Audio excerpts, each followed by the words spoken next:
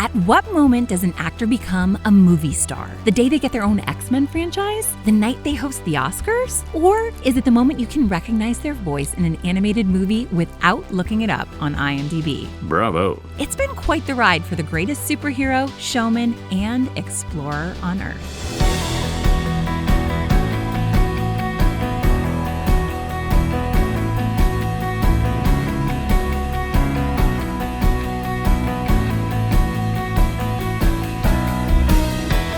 Growing up in Sydney, Australia, Jackman looked like leading man material from the moment he stepped on stage at age 16 to star in My Fair Lady in 1985. But it wasn't until 22 that he began to really entertain the idea that he could make a living doing this. After graduating from performing arts school in 94, Jackman booked his first major role, an Australian TV series, alongside his future wife, Deborah Lee Furness. The show didn't last, but that didn't stop Jackman from climbing the ranks of the theater world, all the way from Melbourne to London's West End.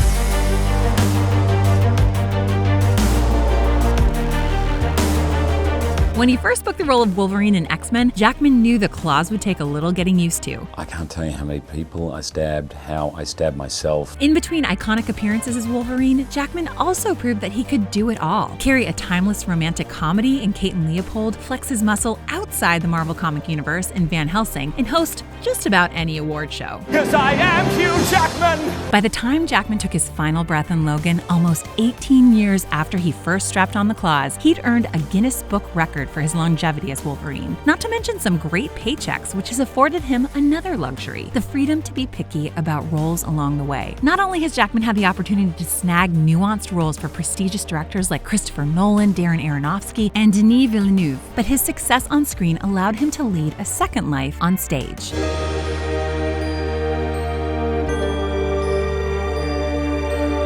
Jackman's theater chops have never been in question. Just ask anyone who saw The Boy from Oz on Broadway, for which he won a Tony Award in 2004. Or ask Baz Luhrmann, who cast Jackman in 2008's Australia. In the decades since, Jackman has been center stage in some of the biggest Hollywood musicals, Les Miserables and The Greatest Showman. His portrayal of Jean Valjean earned him an Academy Award nomination and a Golden Globe in 2013. Playing the legendary P.T. Barnum also netted him a Globe nod in 2018, as well as a Grammy Award for the music. Watching it come true and singing over you. This means he's just an Oscar away from joining the short list of icons who have an Oscar, Emmy, Globe, and Tony Award to their name. He'd be in pretty good company with Audrey Hepburn, Mel Brooks, and Andrew Lloyd Webber. Jackman will return to Broadway in 2020 for a revival of The Music Man, but first, he has some exploring to do.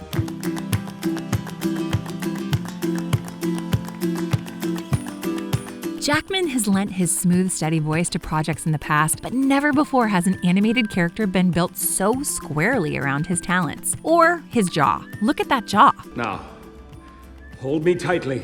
In Missing Link, Jackman plays Sir Lionel Frost, the world's foremost investigator of myth and monsters. The character's got all of Jackman's charisma, but doesn't yet have the trust or adoration of his peers. With help from Mr. Link and Adelina, characters voiced by the incomparable Zach Galifianakis and Zoe Saldana, all that's about to change on April 12th, just like it has for The Boy from Oz.